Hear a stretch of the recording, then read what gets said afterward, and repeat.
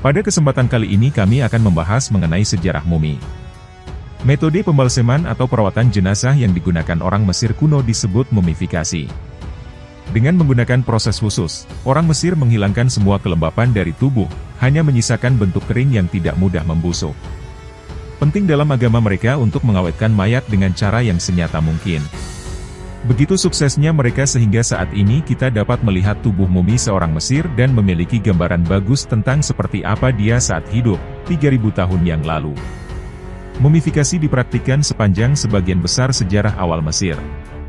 Mumi paling awal dari zaman prasejarah mungkin terjadi secara kebetulan. Secara kebetulan, pasir dan udara kering mengawetkan beberapa jenazah yang terkubur di lubang dangkal yang digali ke dalam pasir. Sekitar tahun 2600 SM, pada masa dinasti keempat dan kelima, orang Mesir mungkin mulai membuat mumi orang mati dengan sengaja.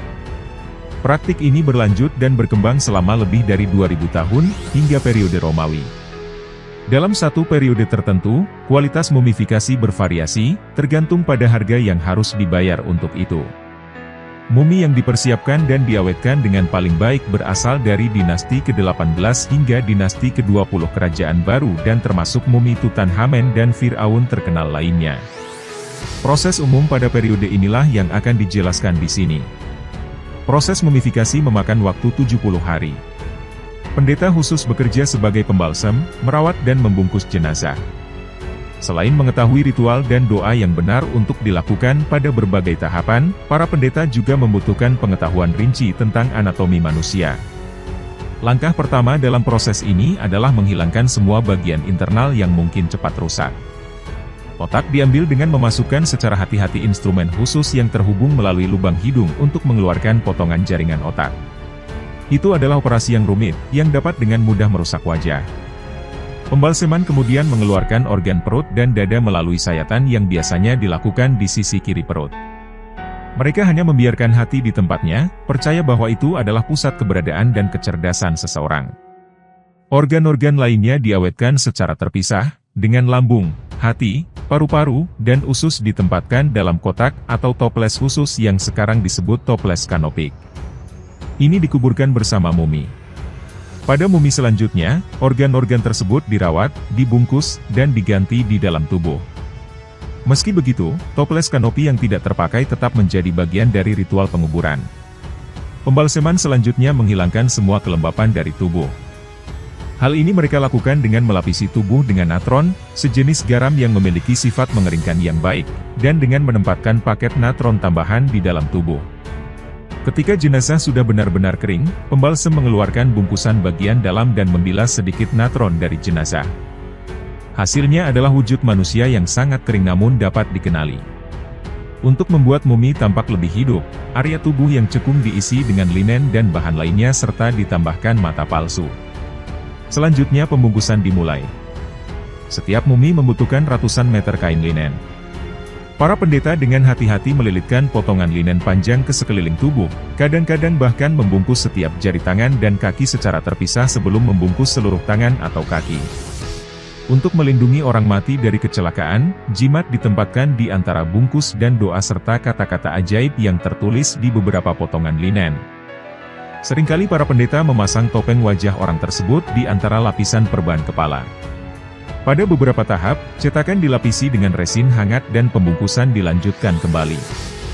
Terakhir, para imam membungkus kain atau kain kafan terakhir pada tempatnya dan mengikatnya dengan potongan linen. Mumi itu lengkap.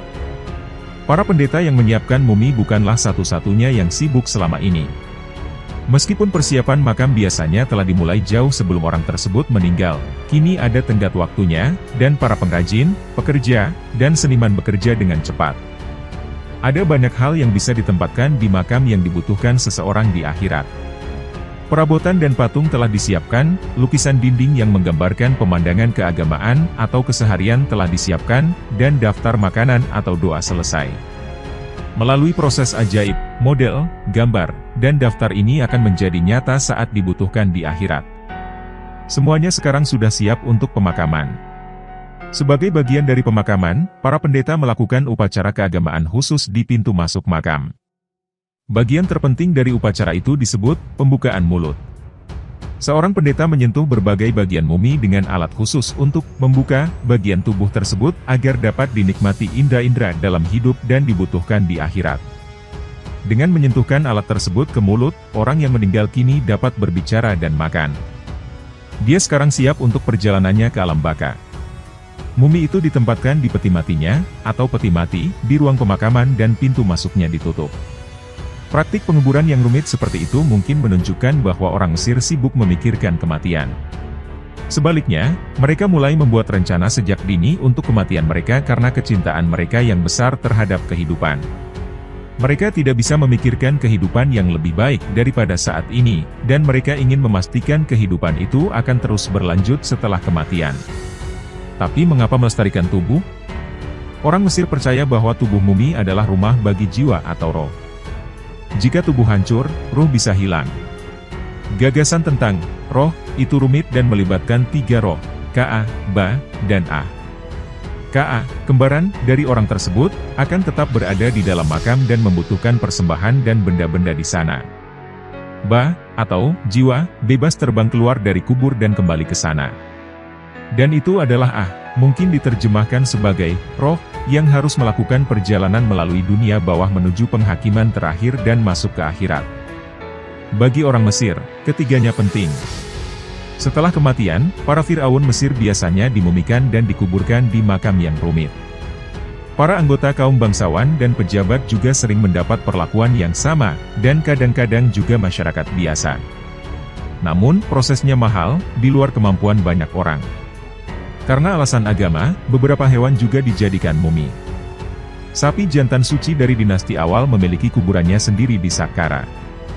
Babon, kucing, burung, dan buaya, yang juga memiliki makna keagamaan yang besar, terkadang dijadikan mumi, terutama pada dinasti-dinasti berikutnya. Para penulis kuno, ilmuwan modern, dan mumi itu sendiri semuanya membantu kita lebih memahami proses mumifikasi di Mesir dan budaya di mana mumifikasi itu ada. Banyak dari apa yang kita ketahui tentang proses sebenarnya didasarkan pada tulisan sejarawan awal seperti Herodotus yang dengan cermat mencatat proses tersebut selama perjalanannya ke Mesir sekitar tahun 450 SM. Para arkeolog masa kini dan spesialis lainnya menambah pengetahuan ini. Perkembangan sinar X kini memungkinkan dilakukannya pemeriksaan sinar X pada mumi tanpa merusak pembungkus luarnya yang rumit. Dengan mempelajari sinar X atau melakukan otopsi pada jenazah yang tidak dibungkus, para ahli belajar lebih banyak tentang penyakit yang diderita orang Mesir dan perawatan medis mereka. Gagasan yang lebih baik tentang rata-rata tinggi badan dan masa hidup berasal dari mempelajari tulang. Dengan mengetahui usia mereka saat meninggal, urutan dan tanggal raja-raja Mesir menjadi sedikit lebih jelas. Bahkan ikatan kekerabatan dalam garis keturunan kerajaan dapat terlihat dari persamaan atau perbedaan yang mencolok pada tengkorak para Firaun yang mengikuti satu sama lain. Telah mati selama ribuan tahun, mumi tersebut terus berbicara kepada kita. Terima kasih sudah mengikuti video-video kami, jangan lupa share, like dan subscribe agar bisa selalu mengikuti update video dari kami.